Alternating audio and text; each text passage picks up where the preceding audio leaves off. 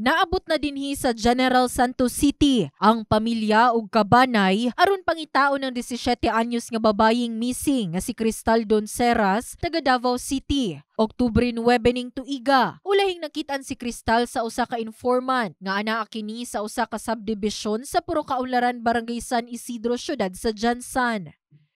Gihold siya sa konduktor, wala man siya pambayad, niana lang siya ibilin niya yung cellphone. Ipangutana pa nga siya kung layas ba siya, niya wala man siya dili oy kay nado siya igagaw nga niadto di are, giadto niya dire wala lang daw siya nasundo.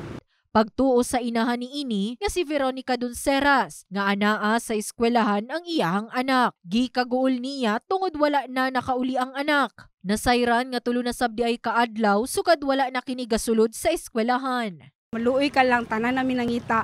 Ayaw nakakuan kay di kanang buhaton na namo ang tanan, ayaw nagkasuko or kalain or unsa or kinsa man na imong kauban nga niadto diri nga wala ka gi-meet up. Kontakan na lang mi balik kay naa pa mi hantud karon nya dili mi maguntang pangita sa imuha.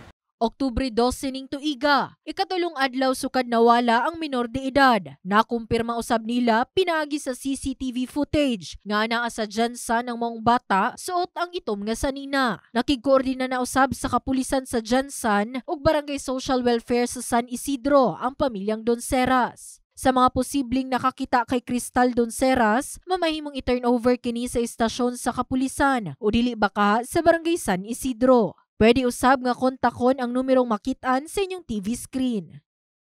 In the heart of changing lives, kini si Liza Labajo, Brigada News.